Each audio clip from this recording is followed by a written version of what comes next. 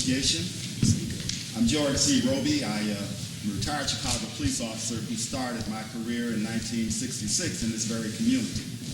That was back when black people could not live past 99th Street. And we had a lot of issues then on the police department, which I proceeded on to the next 31 years to fight.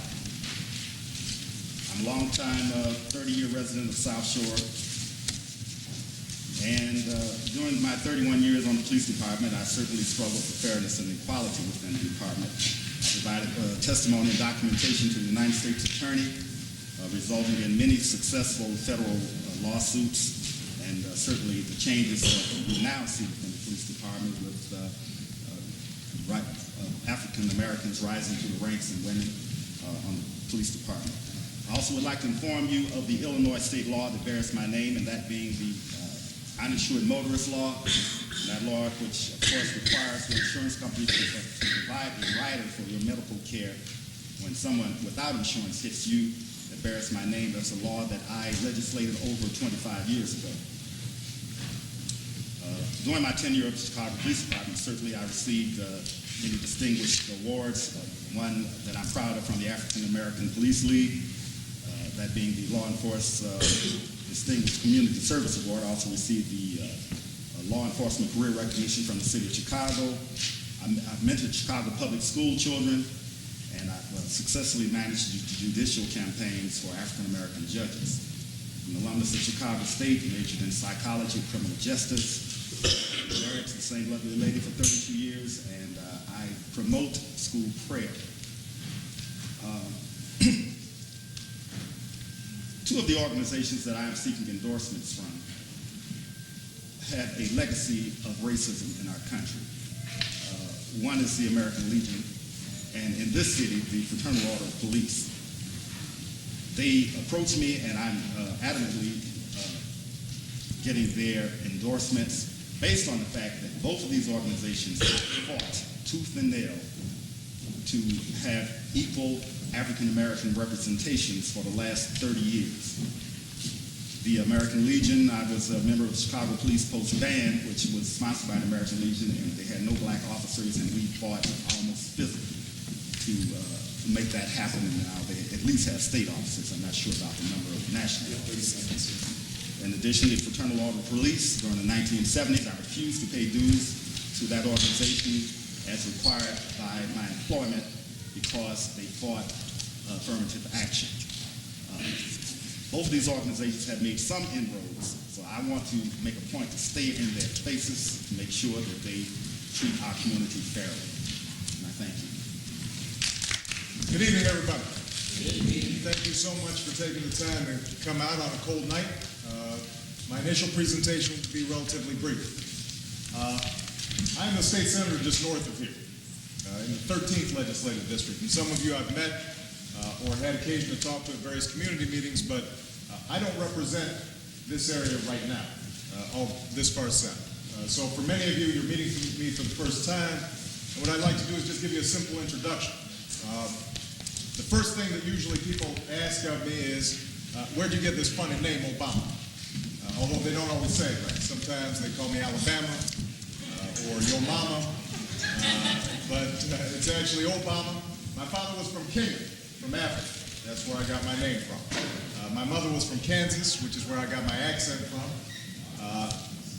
And I've lived in Chicago for most of my adult life. I originally moved here to be a community organizer, working in areas like Rosen and West Pullman and Augiel Gardens with a group of churches that were interested in dealing with the deterioration that had been occurring as a consequence of the steel mills closing. And I did that for 3 years when I was in my early 20s. And that's really where I cut my teeth as a community activist, and I was able to learn, I think, how to implement some of the ideals that I was concerned about. Namely, how do we include everybody into the economic mainstream? How do we make sure our people are included in the process of prosperity in this country? And secondly, how do we get everybody a seat at the table in terms of decision making in the political process? As my literature notes, after 3.5 years, I went back to law school. And after law school, I directed something called Project Vote, registering over 100,000 new voters. In Springfield, as a state senator over the last 3.5 years, I've focused on the same concerns that I focused on as a community organizer. I've been somebody who's been very active in welfare reform because I'm concerned about making sure that all our people have an opportunity to move into the workplace, particularly the high skills, high wage, high technology workplace of the future. I've been extremely concerned about issues of education because I think it's absolutely critical that we train our young people to be able to compete in a global economy. I've been concerned about issues of juvenile justice because I don't think we can only solve the problems of crime by locking people up. I think we also have to make sure that we're preventing young people from getting into trouble in the first place. So I'm proud of my accomplishments down in Springfield, and the reason I'm running for Congress is because I think we can do better in the 1st Congressional District.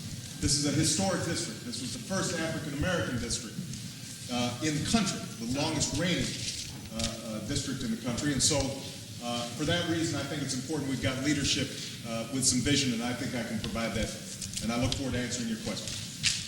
Members of the Chesterfield Community Council, I am State Senator Donnie Trotter, and as I look around the room, I see a lot of familiar faces.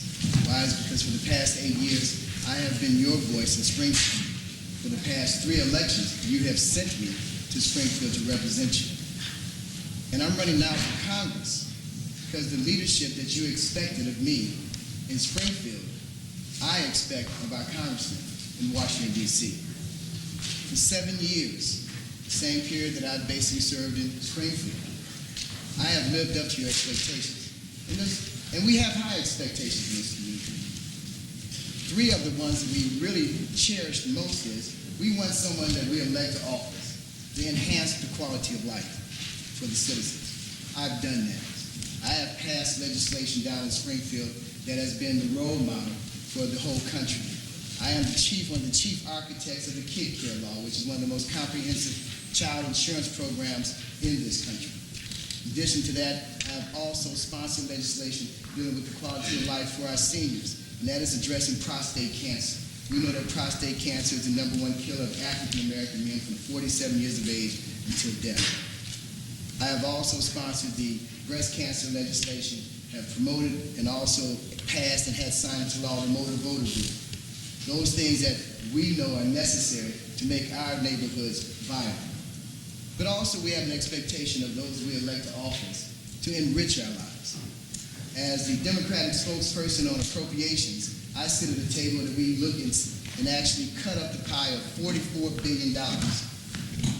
Well, I cut up that pie and we pay the bills, the state bills, and make sure that our school boards are paid for, that our dollars are going to DCFS, that our dollars are going to the public aid, going to IDOT, and also going to IDOT. But when you sit at that table, you also have a responsibility to bring money back to your community. For our community and for our university, I brought back $19 million for a new library. I brought back for our community and our university $26 million for a new convocation center. Working with Representative Charles Morrow, who sits on the Appropriations Committee in the House, we brought back together $500 million to rebuild the Dan Ryan. No more of that Band-Aid work that's been going on for the past 2-3 years. 30 seconds. I also brought in another $1 million for the Wyatt Community Center, $1 million for the ETA, $3 million for DuSable. I am your leader in Springfield. I can certainly be your voice of action in Washington, D.C. We also have a third commitment to ourselves, and that is you want, or a specific expectation of ourselves, and that is to be committed. I've committed to you that I was going to go down and learn how to make government work for us. I have done that. Not in 2.5 years, not in 3 years, but in 8 years have brought back those resources and opportunities that has basically enhanced and enriched all of our lives. And I can do what I've done with $44 billion, just think what I can do with a $1.7 trillion budget. When we took this task upon ourselves to conduct this event this evening, one of the things we had to do, we had to be fair to each and every one. We went and got the list of everybody who's running for the office of committeeman. We went and got the list of everybody who's running for the office of congressman. We invited each and every candidate to attend and participate. As of this afternoon at about 4:30, I was under the assumption that Congressman Rush was going to be here in attendance, but that obviously has not materialized. So we will move on. Question for Senator Obama. Young African-American men overwhelmingly bear the brunt of stiffer sentencing guidelines that have evolved over the last 2 decades or so. Do you see any conflict between that and the felony provision of the proposed Safe Neighborhoods Act that you've said you're supporting? As I said before, one of my main concerns since I've been down in Springfield, I sit on the Judiciary Committee, and one of my main concerns has been figuring out how do we create a smart set of criminal laws as opposed to ones that simply emphasize incarceration and the construction of more prisons. So, for example, I was one of the lead negotiators working with the Juvenile Justice Act when the state's attorneys came down to reform it, to try to make sure that we did not have more punitive measures than were necessary, and also to make sure that we had prevention dollars in place to make sure that our young people were reached out to and set on the right track before they got into criminal problems. The felony provision on the Safe Neighborhoods Bill is a difficult issue for me. I support strong gun legislation. I'm also cognizant of the fact that 91% of the persons who've been arrested under this law are minority, either African American or Latino, which is one of the reasons that I've introduced legislation in this session. We just introduced it last week, dealing with the problem of racial profiling, because I think that what's happened is the reason you have a disproportionate number of African Americans getting charged under the felony provision has been the fact that they're the ones who are most frequently stopped.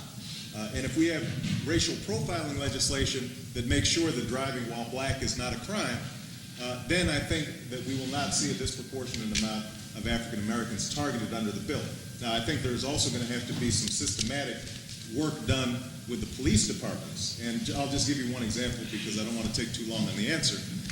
When President Clinton issued a proposal for 100,000 new police, I think it's incumbent on legislators in Congress who are concerned about disproportionate effects and impacts on African American community to tie new police with training and programs that ensure that, in fact, the police are not unfairly targeting minority communities. And I think that's the kind of influence, potentially, that you can have as a congressman.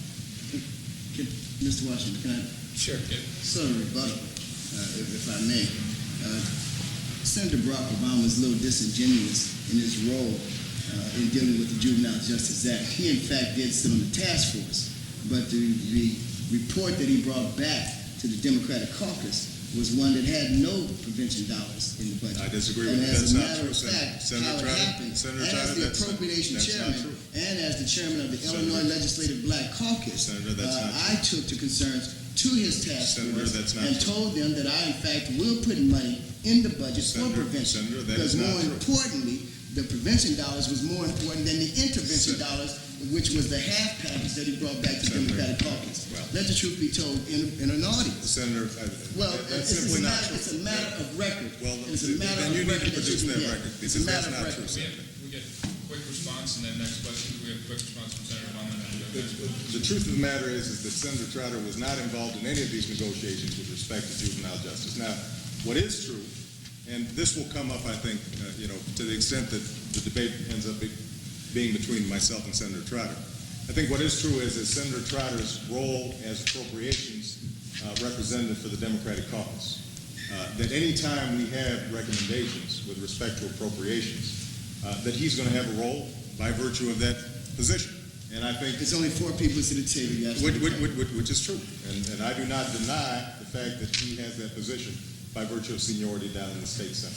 I think for him to state that he is therefore responsible for every dollar amount that comes out or is negotiated by the Democrats down in Springfield, I think is not the case.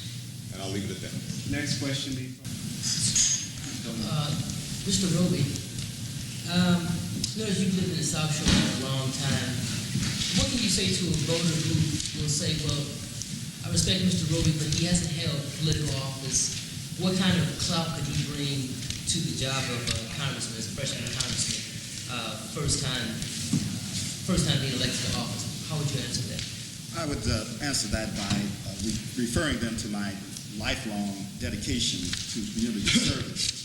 my struggle for fairness in our community, fighting racism, my effort and ability to forge a statewide law that affects millions of people as a private citizen, things that I've been able to accomplish with enough fire and determination certainly would reflect how I would perform in a congressional freshman capacity.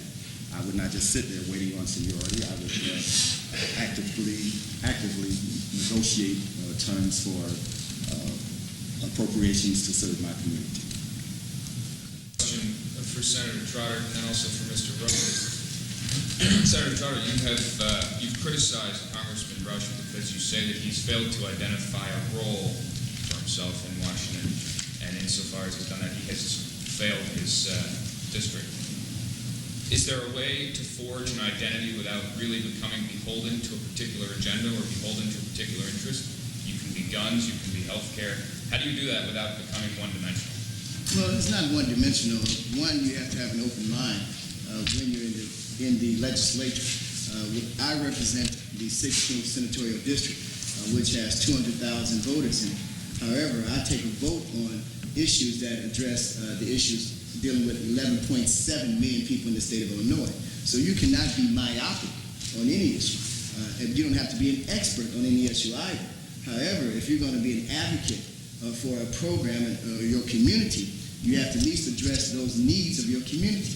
In our community, we have a population that's real concerned with their health, be it with our children or with our seniors. That is a very strong, something very strongly that they take to heart. I personally am a healthcare advocate, and I do that by virtue of fact by training, by education, and also by studying the legislature and how to make those laws and those concerns come into reality and become laws. So you don't have to be myopic. So even though I'm over health care, I'm also, as pointed out, over appropriation. So I also understand how the money has to come back to the community and also serve this community. I've also been a strong advocate for education. I have passed bills, and this year alone, again, talking in my legislative process or legislative position as appropriation chair, made sure that our schools are funded wholly. I put $2.2 billion in the budget to make sure that our schools will be wired for the next millennium and also replace those aging structures, which will create a safe environment and an environment that is conducive to learning for our children. So you don't have to be myopic, but you certainly should have something that you speak for your community about and advocate about in whichever form you're in. And Bobby Rush has not done that in any issue. Yes, any candidate is invariably elected because of his issues that relate to the community. My passions were several issues, and one was fighting drugs in the community. I've done some things as a private citizen to get convictions working with the police, also healing the relationship between the police and the community. I'm very adamant about attempts to do that so that we can live in a safe environment and have our police feel that we're involved in helping them make our own community safe. I'm also impassioned by the rebuilding of the Brunswood, Woodlawn, Inglewood communities that have been allowed to be blighted, that the incumbent has sat around and allowed that to happen in conjunction with others who want to make money off of the infrastructure, and those of us who grew up there and have have investments there to be just kind of sent by the wayside. So I'm impassioned by at least those three issues and many, many more that reflect my community, such as senior care, child care, and health care. Okay. Senator Trotter, the story that came out on yourself and Obama and Mr. Rush last week, you mentioned that a lot of people didn't think a lot of Bobby Rush's name because of various things in the past, from being a Black Panther to being an ineffective congressman, and a few things in between, including the Sawyer-Evans election 11 years ago.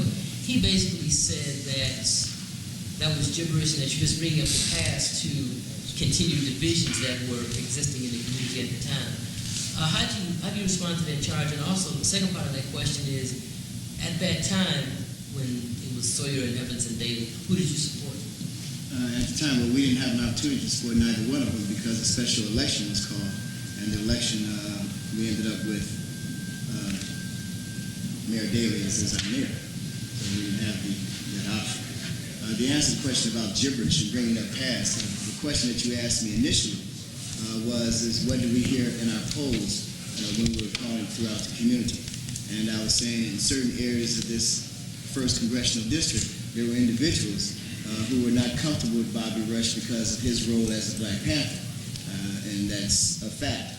Also, I point out that there's certain parts of this district that were not comfortable because of his role during the automatic wars that were going on in the war of who's going to run the city, control the city, and so on and so on. So that's where that came from. That wasn't my story, but those were the stories that I heard as we were conducting our polls. And if I can just go back to even the third part of the question for a minute, when we were talking about leadership, Brock claimed or said that he's part of the leadership in Springfield. Well, it's sort of hard to claim leadership after 3 years of being in the Illinois General Assembly, whereas we have an incumbent who has failed to identify or define himself. I don't believe that Barack has actually even had a chance to define himself. He hasn't been around long enough.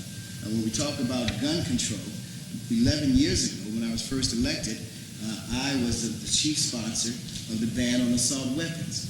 Now, I was the fighter and the sponsor of the legislation that dealt with ensuring that we still had waiting periods for guns. I've also been the fighter for other initiatives dealing with the illegal transfer and sale of guns throughout the years. What happens in the legislative process is it's a protracted battle. It is not something that you come down today and just fight for. Now, there are a lot of fights, but I think what the community really wants is someone who's going to win the fight. And that is, you not only put forth legislation, but you get it passed through the two chambers, and then you make sure that it's signed by the governor in law.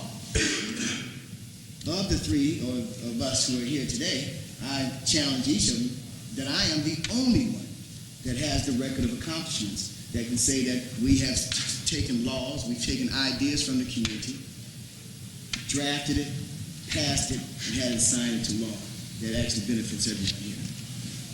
I think Mr. Obama wanted to rebut. Well, I respect Senator Trotter. He's been down in the Senate for 13 years, is it? No. 11 years? 12, going on my 12th 12 years. Since So- we like to add years to it, I think Right. it's 12 years. But he's still a young man, so I think a lot is to be said for seniority. I know Congressman Rush has been talking about seniority, and that's the reason that's important to keep him in Congress. And I think Senator Trotter's talking about seniority here. No. Let me just finish. Right? I mean, I think that part of what you're talking about is that over time you've been able to accomplish things down in the Senate, and that I've only been down there 3.5 years. The right? word I use is commitment, but not seniority. At any rate, my argument in terms of leadership, I think seniority has its place, but I think vision also has its place, and I think that it's also important for us to be able to frame the issues in ways that actually move people and change how we think about some of the problems that we confront. There are many legislators down in Springfield as well as Washington who you will see their names on a lot of pieces of legislation, but they're not really the moving force behind it. I'm not suggesting that's true with Senator Trotter because I think he's done some good things down in the Senate, which is why I think actually he'd be terrific as a future president of the Senate. And when I'm congressman, I'll be happy to work to make sure that happens. He can use that experience to continue building on the accomplishments down in Springfield. But I think that what's important to realize is that, or I guess when you think about voting for a congressman, part of what you should also be thinking about is who has the promise and the potential to really change the national debate about how we think about issues of jobs, how we think about issues of economic development, how we think about issues of education. And I would say that I think Congressman Rush or Senator Trotter, they're not going to be disastrous as congressmen. And I would not assert, by the way, that Congressman Rush has been a disaster as a congressman. I think if you're comfortable with the status quo, then I think that you look for somebody who can kind of go along and move the process forward. My suggestion would be, though, that if you're impatient for change, that part of what you want to look at is who's best equipped to bring about genuine change in the process. One more. Could I add a little something to that also? Yes, sir. Senator Trotter stated that he was the only one who's legislated and passed laws. I just want to remind the audience of my uninsured motorist law over 25 years ago. Senator Obama states that our future, our development is in the future, in the vision.